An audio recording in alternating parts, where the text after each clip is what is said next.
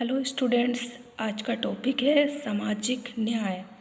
तो सामाजिक न्याय का अर्थ होता है समाज की ऐसी व्यवस्था से है जिसमें सभी व्यक्तियों को अपनी उन्नति का समान अवसर मिलता है।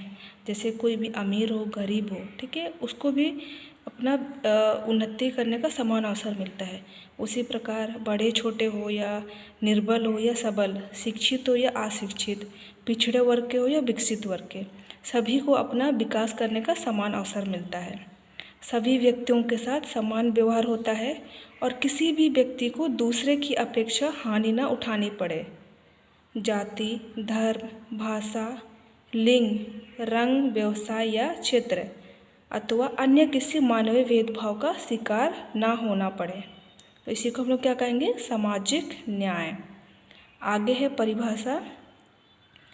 बख्शीश सिंह के अनुसार सामाजिक न्याय का संबंध व्यक्ति के अधिकारों और सामाजिक नियंत्रण के बीच संतुलन से है, जो प्रचलित कानूनों के अंतर्गत व्यक्ति की वैध आशाओं की पूर्ति सुनिश्चित कर सके और उसे उनके अंतर्गत लाभों तथा राष्ट्र की एकता एवं समाज की आवश्यकताओं के अनुकूल उसके अधिकारों के किसी उल्लंघन या अतिक्रमण के विरुद्ध सुरक्षा का आश्वासन दे।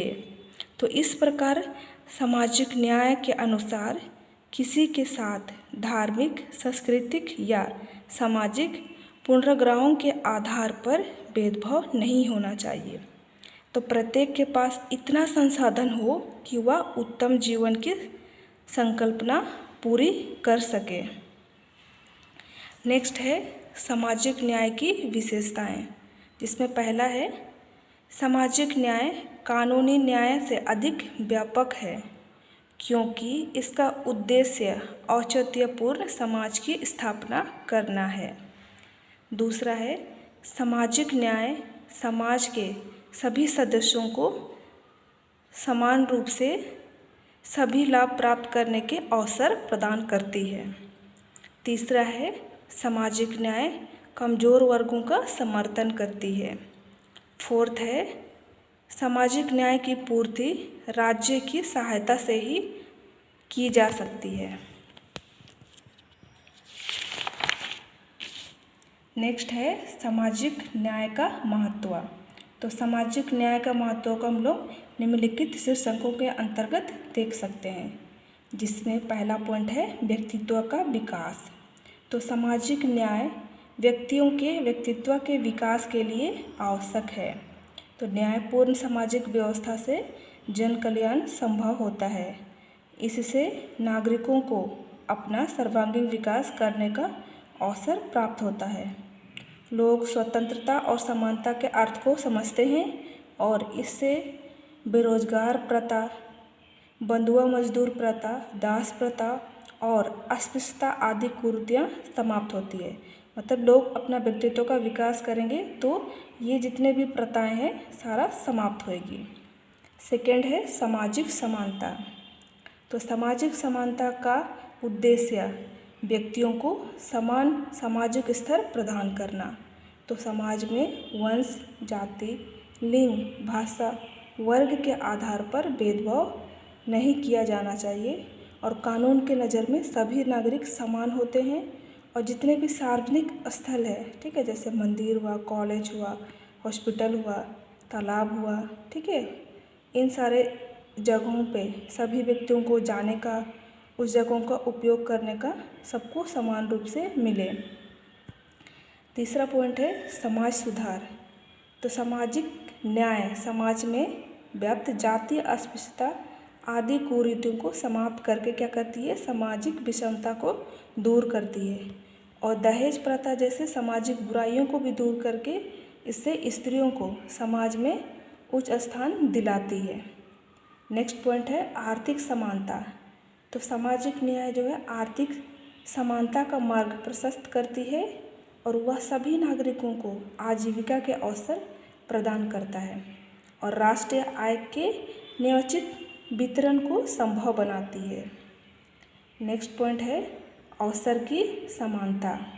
तो सामाजिक न्याय में क्या होता है? लोगों को अपनी योग्यता के अनुसार, मतलब जितने भी व्यक्ति है उसकी जो भी योग्यता है उसके हिसाब से अपना जीविका को खोजने पाने का समान अवसर मिलता है। और सामाजिक न्याय से समाज में विशेष अधिकार प्राप्त वर्ग का उन्मूलन होता है और राजनीतिक तथा प्रशासनिक क्षेत्रों में लोगों को बिना किसी भेदभाव के आगे बढ़ने का अवसर मिलता है। नेक्स्ट पॉइंट है कानूनी सहायता। तो सामाजिक न्याय गरीबों, असहायों और निराश्रितों, मतलब जो भी जिसके कोई नहीं है उसको सस्ता सुविधा में और फिर सरल न्याय उपलब्ध कराता है ना सामाजिक न्याय। और कानूनी जटिलता को दूर करने के लिए लोक अदालतों की स्थापना भी करती है जो कि सामाजिक न्याय पर ही आधारित है। नेक्स्ट पॉइंट है सामाजिक स्वास्थ्य। तो सामाजिक के फलस्वरूप, मतलब सामाजिक स्वास्थ्य के फलस्वरूप सार्वजनिक स्वास्थ्य सेवाओं का विस्तार होता है।